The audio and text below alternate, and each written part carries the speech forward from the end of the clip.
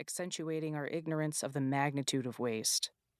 In some ways, this opacity serves a practical, beneficial purpose. The less we can see it, generally the further it is from our daily lives, and the less likely it is to cause serious sanitation and health issues. A non-existent sanitation system contributed in part to the explosion of bubonic plague that wiped out more than 25 million people in the 1300s. When our infrastructures properly prevent biohazards that can cause illness, opacity serves the well-being of those who have the privilege to not be near mountains of garbage or incinerators.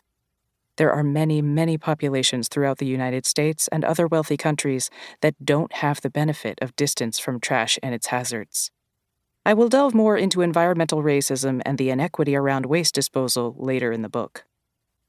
That same level of opacity also allows corporations to avoid the responsibility to generate less waste and handle the disposal of what they produce. Because much of how we handle waste is hidden, these companies can advertise false promises of doing better, greenwashing, and create self-generated environmental success metrics to keep the public in the dark, obscuring the true practices of big manufacturers and brands. If we don't see the scale of what's wrong, then we have very little ability to see what needs to be fixed beyond our small choices. In many other places in the world, trash is anything but invisible. It is omnipresent in the form of the e-waste and recycling that the United States and Europe ship away, waste that provides dangerous and extremely low-paying jobs. Tons and tons of discarded clothing sits in the Atacama Desert in Chile. Avalanches of garbage pose life-threatening hazards in Jakarta's landfills. Makeshift villages are built atop landfills in Lagos, Nigeria.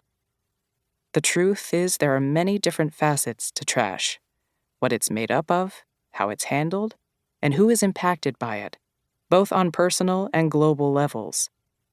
This book covers the historical, psychological, geographical, environmental, and class inequities around trash. And it all comes down to how we determine the worth of objects and people. I am not a virtuous saint of zero waste, here to instruct you, listener, to do better. I sometimes know what's right and still don't do it. I have had a jar of dead batteries on the kitchen counter for 2 years that will most likely end up in the trash and cause a problem at the waste facility that I'll never witness. And I will feel guilty until I forget and the batteries accumulate once again. At least until I have nothing left that's battery operated. I don't know what to do with empty cans of spray paint. I usually throw away plastic peanut butter jars after I let my dog gnaw on them, because the amount of water to get them slightly less greasy doesn't seem worth the trade-off for them to still potentially wind up being rejected by a recycling plant. I forget my reusable bags 50% of the time and usually don't buy in bulk. I have a dog who produces waste that then goes into a plastic bag and becomes more waste. I have a stack of broken cell phones with screens held together by packing tape in my office, but can't bring myself to go to the mall's Apple store because it's an all-around hellish experience. I subscribe to Vanity Fair to stay up to date on celebrity gossip. These are very minor waste-producing behaviors in the grand scheme of things, and on the whole, I unintentionally enact a lot of waste-reducing behaviors, which I'm afforded because of my life circumstances. Often, using less costs more, and I have a certain level of class privilege that allows me to make choices that reduce waste.